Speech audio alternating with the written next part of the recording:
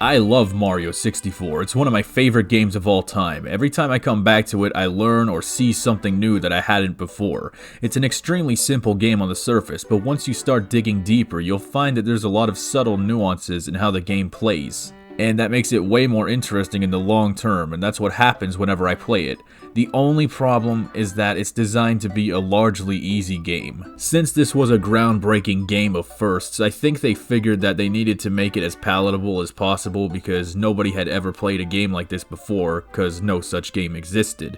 And that totally makes sense, and that's where ROM hacks come in. I think my favorite ROM hacks are typically noticeably harder than the original game, and they push you towards a deeper understanding of the mechanics. I've been talking about ROM hacks for years, particularly Mario 64 hacks, and I'm sure those of you who have been watching me for a long time have noticed that I've distanced myself from them lately. I want to assure you there's no conspiracy theory here, it really is as simple as not wanting to burn myself out. When you spend a long time talking about the same narrow topic over and over and over again, you tend to start repeating yourself a lot, and this is something I started to notice with my Mario 64 videos a long time ago. ROM hacks and fan games will always have their place here, because I love them to death and I love the community, but I hope you understand why videos on these hacks are no longer as frequent as they used to be. There's a billion other things that I want to talk about, and if I only focus on ROM hacks, eventually I'm going to start repeating myself and stagnating. I mean, I'm literally doing it right now. That being said, I think it's time to talk about something that I've been putting off for a long time. That is the remaining Star Revenge games. For those of you who don't know, Star Revenge is a long-running series of Mario hacks by BroDude. This guy just went absolutely nuts on these games. There's like 15 and a half Star Revenge games, probably more, and I already talked about many of them in my old-ass dog shit videos from 3 years ago. I cannot recommend that you watch those videos, they really aren't good, like, at all. But anyhow, there are a few Star Revenge games that I have yet to talk about. Today I will be tackling 3 of them. So with all that nonsense out of the way, let's rock and roll. Star Revenge 3.5 is a big, full-sized hack. Fundamentally, this one is fairly straightforward, which is great. I appreciate straightforward. This game is dedicated largely to being a nice tropical vacation. The hub world is a giant cruise ship, you got a bunch of bright sunny worlds. There's a nice amount of variety though. One of my favorite levels is this big mansion where a royal family used to live, and that's the thing, some of the levels tell a story. One thing I love about playing BroDude's hacks way after they come out is that they're full of references to memes which were popular around the time of release, and it makes me feel like I fell backwards in time. That's how much life sucks right now. I'm getting nostalgia for 2 years ago. This hack takes many steps to streamline the game and keep the pacing as efficient as possible.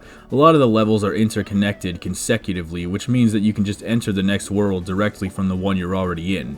Navigation between these levels can sometimes be a little confusing and hard to keep track of, which is why this game includes this map thing noting where all the interconnections are. On the other hand, the interconnected nature of the levels makes it so that you don't have to keep running back and forth to the hub world. Although the hub world is very conveniently designed, with hallways full of labeled doors, it doesn't kick you out whenever you grab a star, it allows you to keep pushing on. And like the other Star Revenge games, the 100 coin stars only require 80 and the red coin stars only need 6. One thing I've noticed is that this game really seems to like the 2D sections a lot. A good chunk of the levels in this game are 2D. Now, that's not really a bad thing, it keeps it pretty fresh. I think these levels are supposed to be part of some kind of interdimensional void, whose significance is explained somewhere in this hack or some other one. This might be a good time to bring up the fact that the Star Revenge games actually do have a certain canonical lineage. There is a continuous story to these games, which is pretty neat. There is a surprising amount of world building in these hacks. The great thing about the 2D sections is that they have a way of forcing you to get better at the game, which is one of the things I value in ROM hacks. Presenting new challenges that go beyond what the vanilla game presents you. You gotta manage your space for performing precise jumps without falling down and dying. You gotta get the timing down for everything. Like, I learned more about the frame data of when you can and cannot jump out of a butt slide from these diagonal boxes than anything in the vanilla game. In all my years of talking about ROM hacks, I think the thing I tend to criticize the hardest is when the game is full of intensely infuriating nonsense difficulty spikes. Like, I'm talking about Bowser fights where there's infinity dickhead fire breathers and amps or whatever, and then the game just turns into a fuckster bullet hell.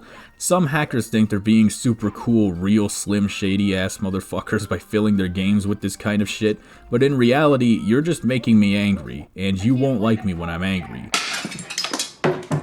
Fortunately, this hack remains largely abstinent from that crap. One thing I don't like though is how many stars are built around the lava jump mechanic, where you wear the metal cap suit and jump into lava pits and waterfalls. A lot of my frustration here is much more with the game's fundamentals than the hacker, right? This is just how Mario works. This isn't entirely the hacker's fault, but it is something I've noticed.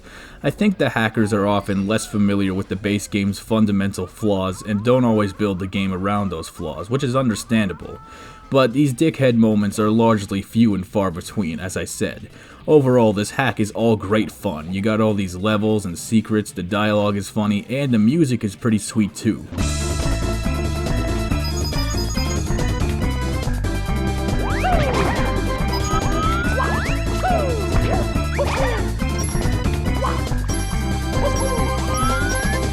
But speaking of dickhead moments, here we have Star Revenge 5.5, Destroyed Memories. Now this one is weird, like really weird.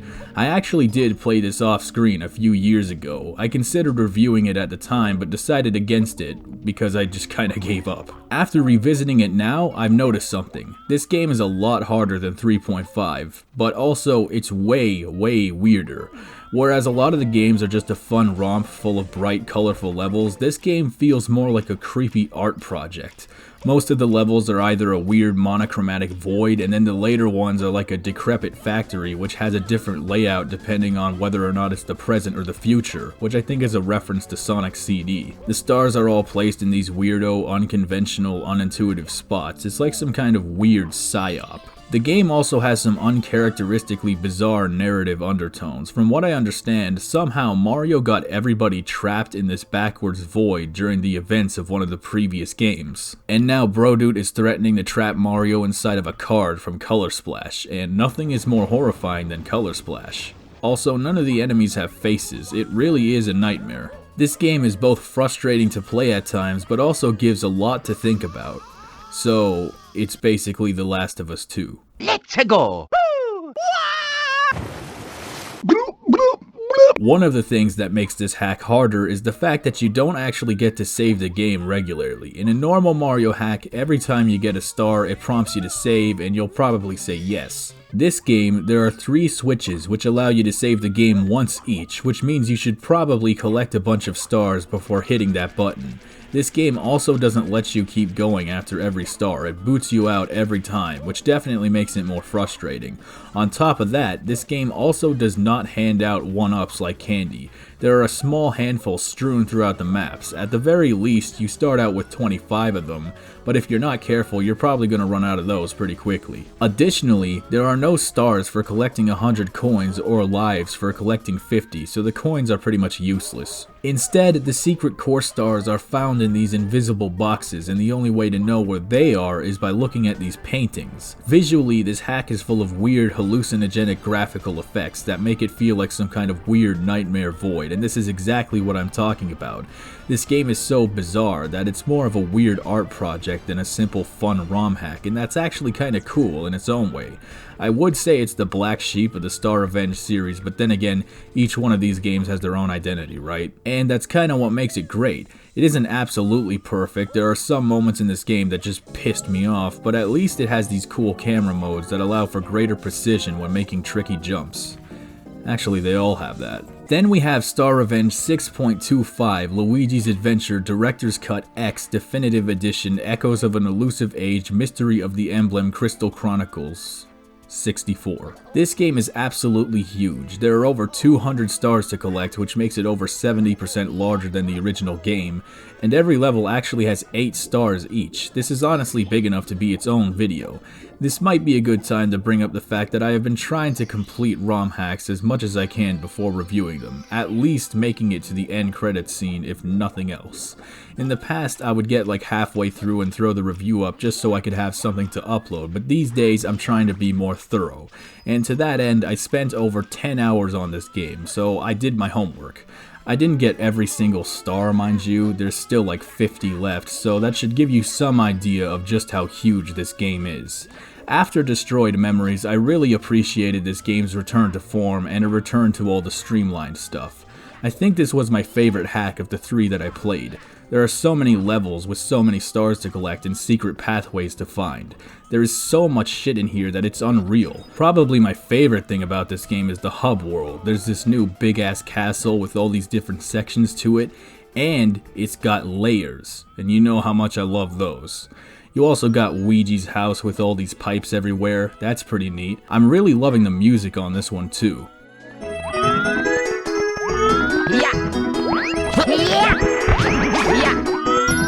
Some of the levels are taken from other Star Revenge games, but with a twist, like this harbor level from 3.5. Now it's covered in toxic quicksand that kills you immediately. This game is crazy. That's the cool thing about Star Revenge. All these games have their own universe and their own identity, but they also share a certain continuity and lore.